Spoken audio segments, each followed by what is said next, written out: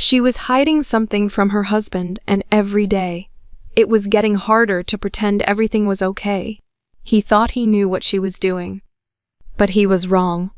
Salil Carter had the smile ready before she even touched the door handle.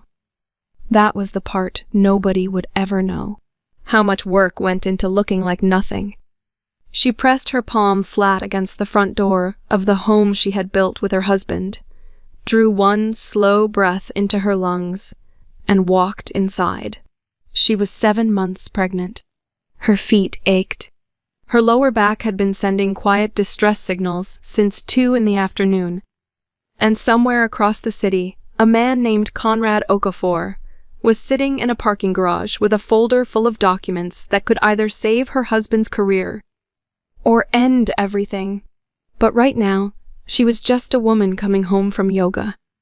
She set her mat down near the entryway, the way she always did, slipped off her shoes, called out his name the way she always did, warm, easy, like a woman without a single secret in the world. Brennan Carter was standing at the kitchen island with a glass of water in his hand and an expression on his face that Soleil felt before she fully understood it. He was looking at her the way you look at something you're trying to solve. Carefully, quietly, without showing your hand. "Hey," he said. "Hey." She kissed him on the cheek and moved toward the refrigerator. "I am starving. Did you eat already?" "Not yet. I can do pasta. Something easy."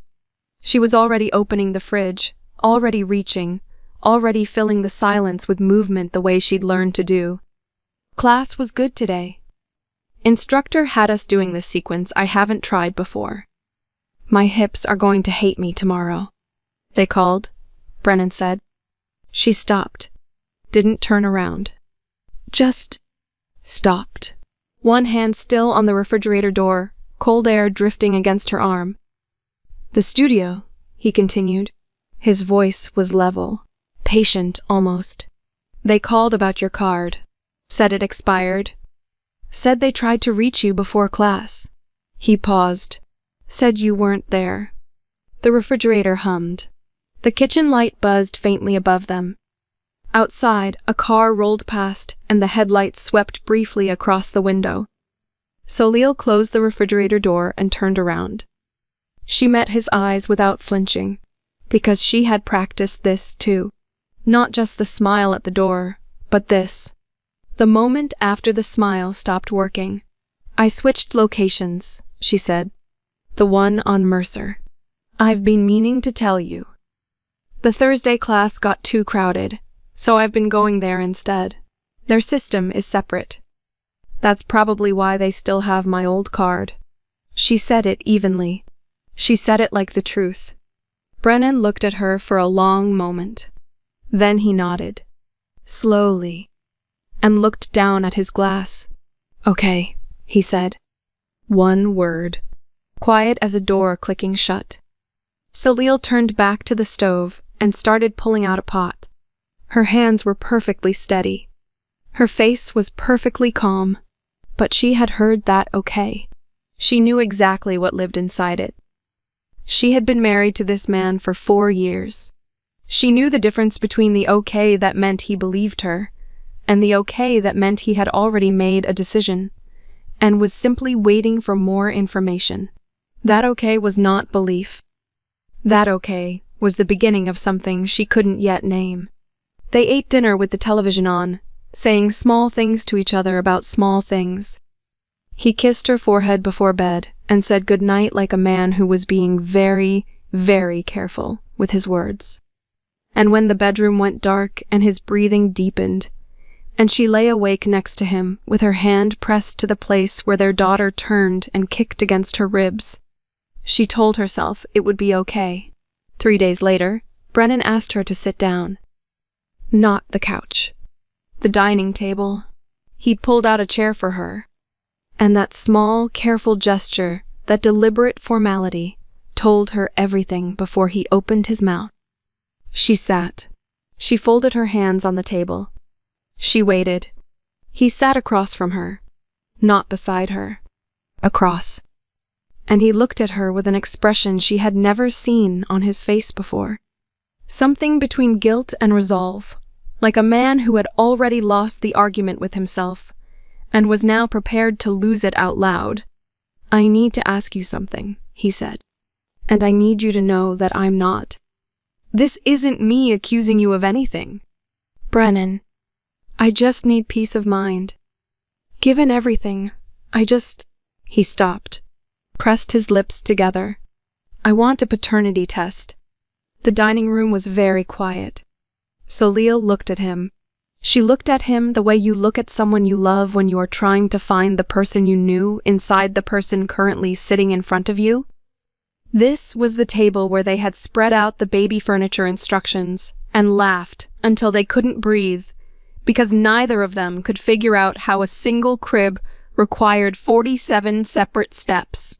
This was the table where he had reached across and taken her hand and said, "I can't believe we get to do this," with his eyes full. This was their table. And he was sitting across it from her, asking her to prove his child was his. "Okay," she said. One word. And maybe, on some level, she meant for him to hear the echo of his own closed door reflected back at him. If he heard it, he didn't say so.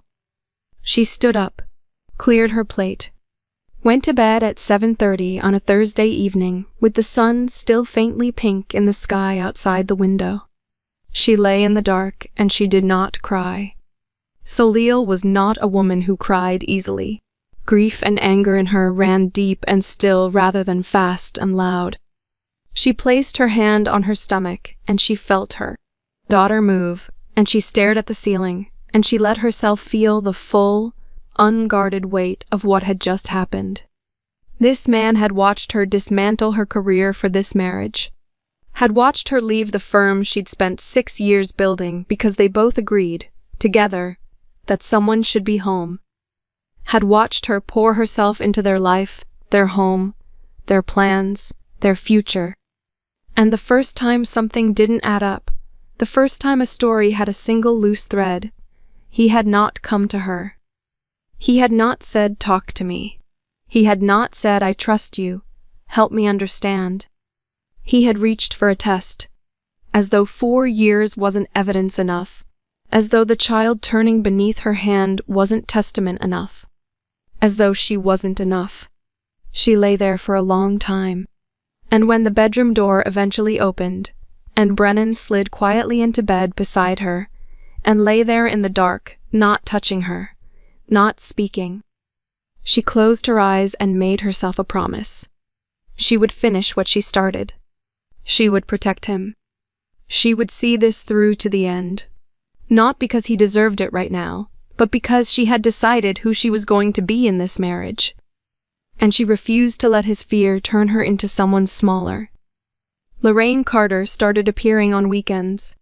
She came with covered dishes and careful smiles, sitting too long in Soleil's living room, filling silences with questions dressed up as concern. She would look around the house with eyes that catalogued everything. The unwashed cup on the counter, the throw blanket left on the couch. With the quiet satisfaction of a woman collecting evidence. "Brennan seems distant lately. Soleil, is everything all right between you two?" said to Soleil. In Soleil's own kitchen. Over food Soleil hadn't asked her to bring. Soleil smiled, refilled her tea, said everything was fine. What she didn't know, what she wouldn't know until much later, was that Lorraine had already been in Brennan's ear. That the week after the yoga lie, when Brennan had gone to his mother hurting and confused and looking for somewhere to put his fear, Lorraine had not offered him comfort. She had offered him direction. She had been the one to suggest he call the yoga studio to check. She had been the one to say softly, carefully in the voice she used when she wanted something to sound like love, that a man in his position couldn't afford to be made a fool of, that there were things Brennan deserved to know, that, paternity test wasn't accusation. It was simply clarity. And Brennan, hurting and scared and sitting in his childhood kitchen, had listened to his mother. Soleil smiled at Lorraine across the counter and had no idea any of this had happened. She had run out of space to hold anyone else's feelings. She was folding laundry when Conrad's name lit up her phone, and then stopped. Went to voicemail. And then a different number called. Conrad's sister. He hadn't come home 2 nights ago. His car was still in the lot. His phone was going straight to voicemail. His sister was making calls because she didn't know who else to call, and Conrad had given her Soleil's number months ago and said, "If anything ever happened." Soleil sat down on the edge of the bed. She sat very still for a long time. In the bathroom, she could hear the shower running. Brennan was 20 feet away, behind one wall, completely unaware that the careful architecture she had spent 2 months building was beginning to shake. She pressed her hand to her stomach. Her daughter kicked. Hard, twice, as though she too could sense the shift in the room. Soleil closed her eyes. Then she picked up the phone and called her lawyer contact. Spoke quietly. Quickly. Got off the call before the shower turned off. When Brennan came out in a cloud of steam, she was back at the laundry. Folding. Calm. "Who were you on the phone with?" "My mother," she said without turning around. She hated that the lies were getting easier. She hated what that said about how far this had gone. 2 weeks later, Brennan came home from a meeting he hadn't told her about. She was in the nursery. She spent a lot of time in there now, in the yellow-painted room that smelled like new wood and possibility. And she heard the front door open and close. She heard his footsteps. Heard him pause in the hallway, just outside the nursery door. He appeared in the doorway. He looked like a man who had been told bad news and was still deciding whether to believe it. Pale beneath his usual color, his jaw set. "I had an internal review today," he said. "Compliance audit. Someone flagged reports from the Mercer contract. From before we met." He was watching her face. "My name is on sign-offs I don't remember signing." "Brennan." "They said it was routine." He laughed. A short, hollow sound. "It wasn't routine.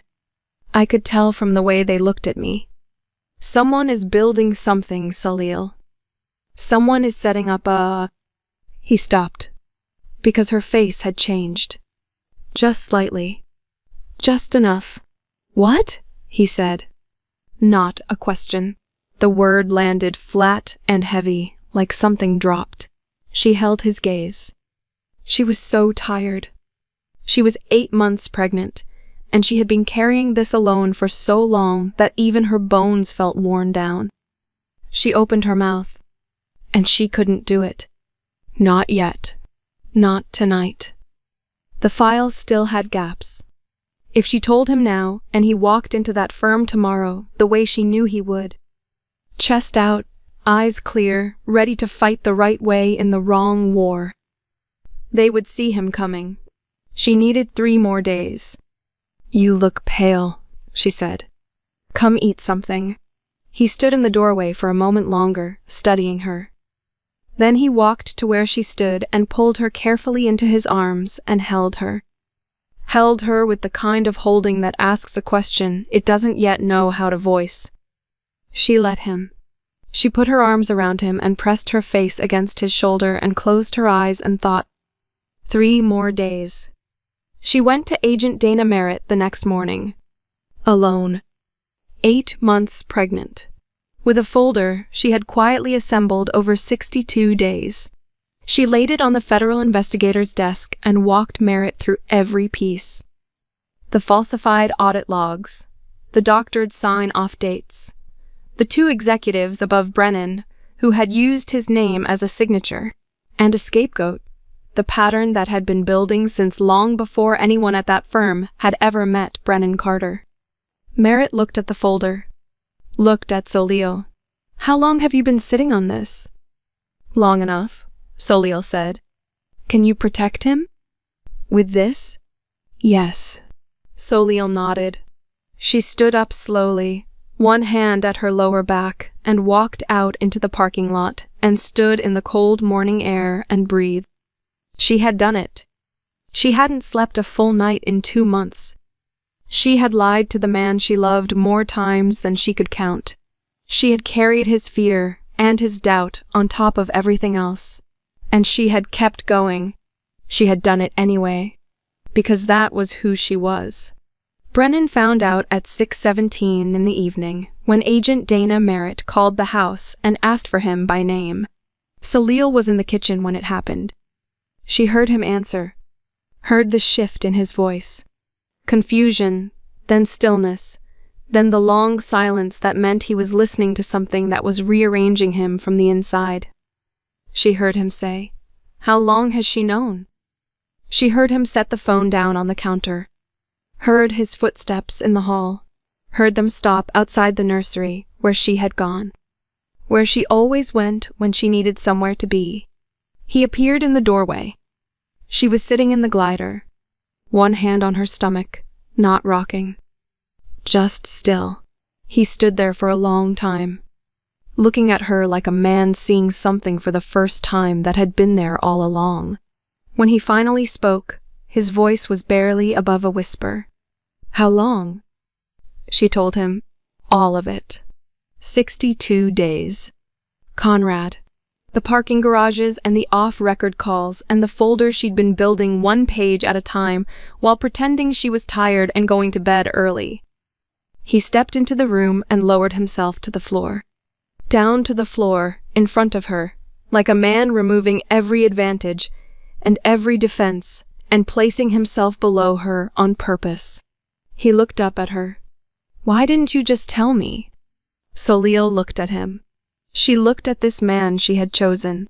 This man who had made her feel, for one terrible stretch of weeks, like love was not enough protection against doubt.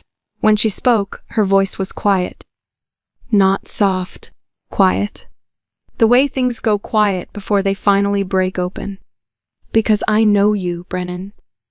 I know exactly what you would have done. You would have walked straight into that building and asked every right question in every wrong room. And by the time you understood what was happening, they would have already finished you. I know how your mind works. I know how you move. I know the difference between when you're being principled and when you're being stubborn. And I know you cannot always tell the difference yourself." She paused.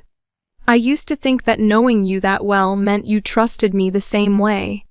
I used to think that was what marriage was, knowing someone that completely, and being known back."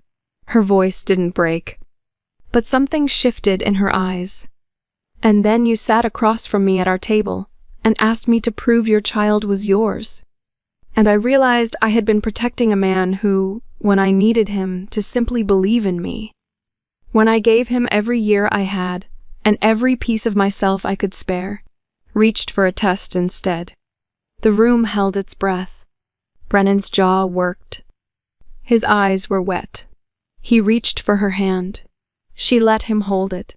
For now, she let him hold it. The cover-up unraveled within the week. 2 senior executives at Brennan's firm were placed under federal investigation. The falsified audits were traced back through documentation that had nothing to do with Brennan and everything to do with men above him who had needed a name to stand in front of theirs. Brennan was cleared.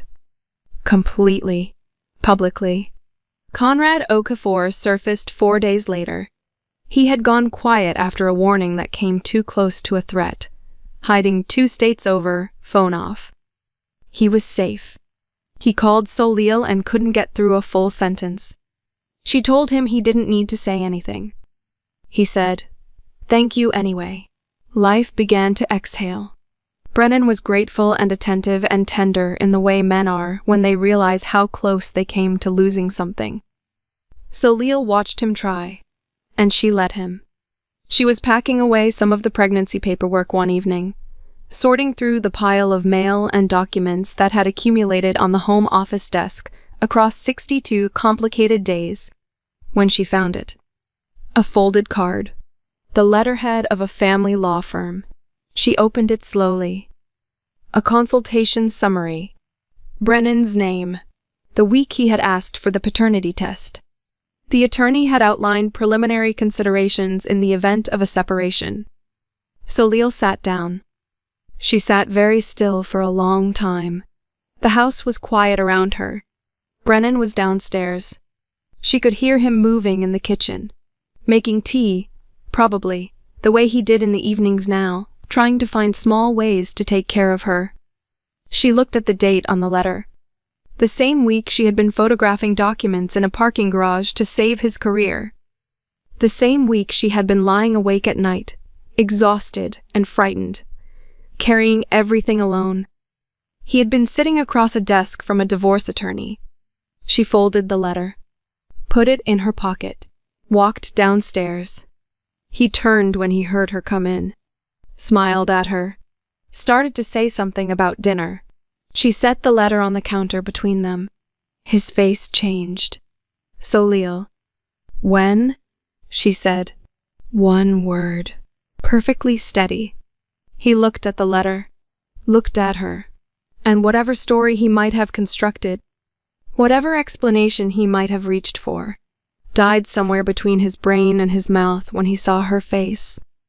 The week I asked for the test, he said quietly, I went to my mother. I was out of my head, Soleil. I wasn't thinking clearly, and she— Your mother, Soleil repeated. Something very cold moved through her. She told me to protect myself.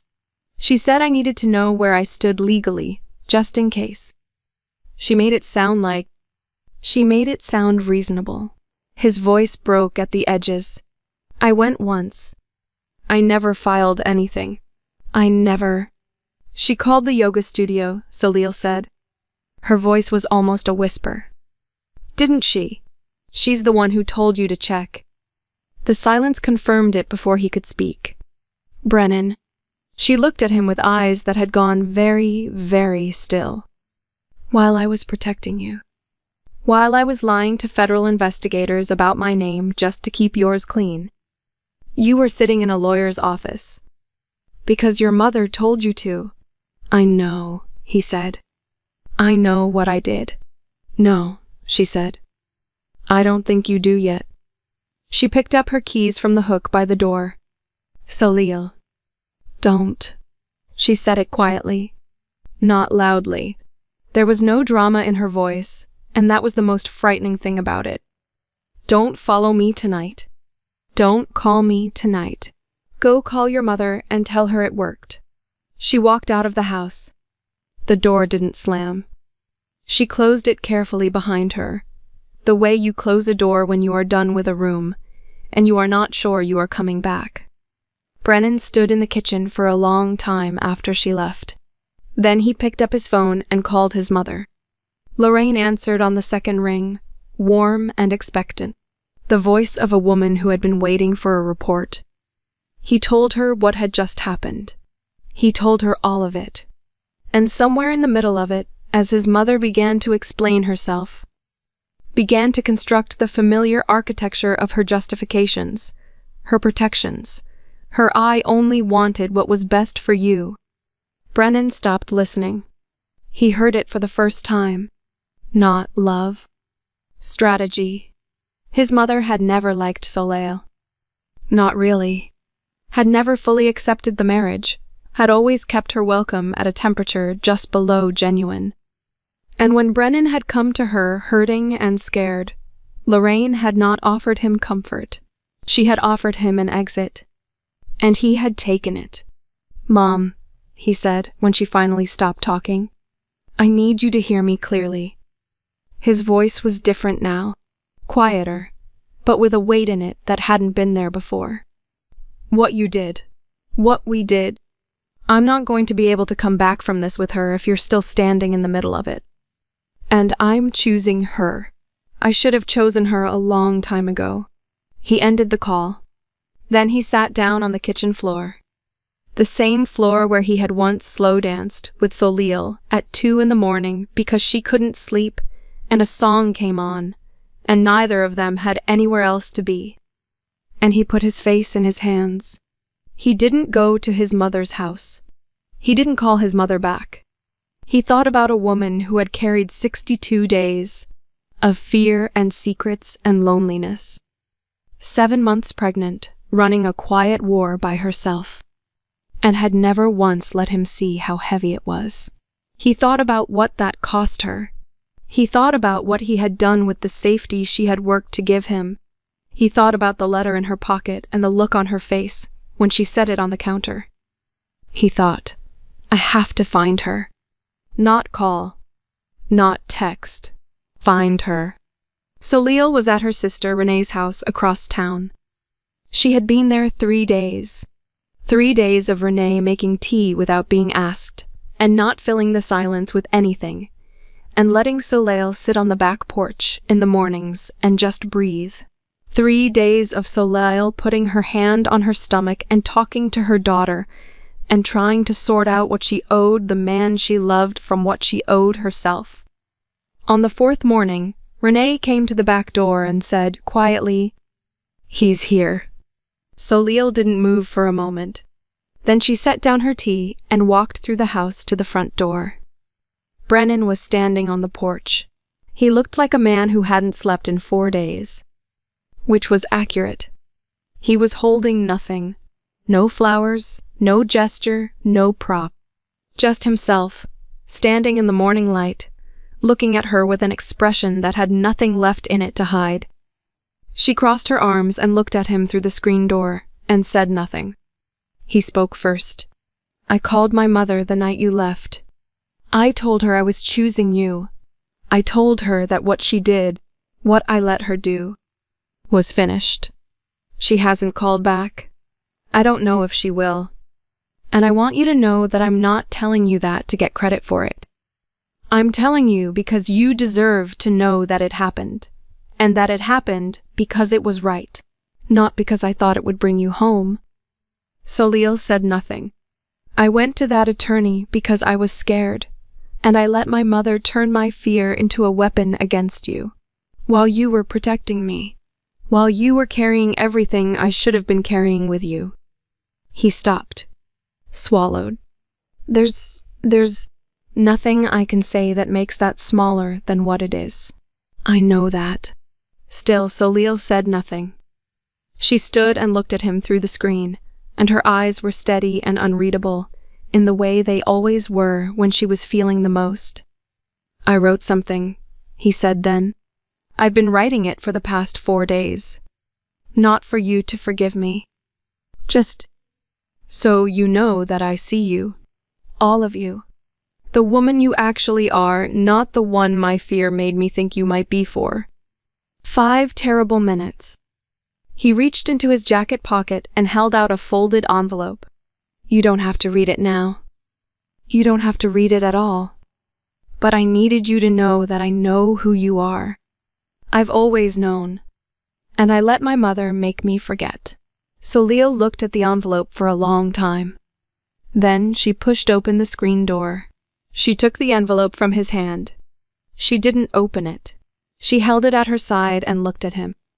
This man she had chosen, this man who had failed her and was standing on a porch in the morning light, refusing to dress it up as anything other than what it was. "You don't get to hurt me like that again," she said. "Not her. Not fear. Not anything. If you can't promise me that, then this envelope doesn't change anything." "I know," he said. "Say it." "I promise you," he said. "I will spend whatever time you give me making sure you never have to carry something alone again. I promise you that." The morning was quiet around them. Soleil looked at her husband, and for the first time in months, possibly for the first time since she had walked through their front door with a yoga mat and a rehearsed smile and a secret she was willing to carry alone, she felt something loosen. Not everything. Not all at once, but enough. "Come inside," she said. Renee made coffee. He exhaled, and she held the door open for him. The baby came on a Tuesday. They named her Marlo. She arrived at 4 in the morning, fast and furious and absolutely certain of herself. And when they placed her on Soleil's chest, and Brennan leaned in close with his eyes full of something that had no name, Soleil looked at him and felt the last stone of it loosen. Not gone. Stones like that don't vanish. But loosened. Set aside somewhere she would not have to carry it every day. She looked at her daughter. She looked at her husband. She had kept so much for so long to protect this. This exact moment. This small new face. This life they had almost lost to someone else's crime and their own fear. It was worth it. She decided, in that moment, that it was worth it. They were not the same after all of it. But the thing they became was more honest, more load-bearing, than the thing they had been before. They had been tested in ways most marriages never are, and they had found out what they were actually made of. Some of it wasn't pretty, but it was real. And real, it turned out, was the only thing worth keeping. Some women carry their love quietly, in closed doors and 62 days of silence. The extraordinary ones carry it that way, not because no one is watching, but because the right person eventually always looks.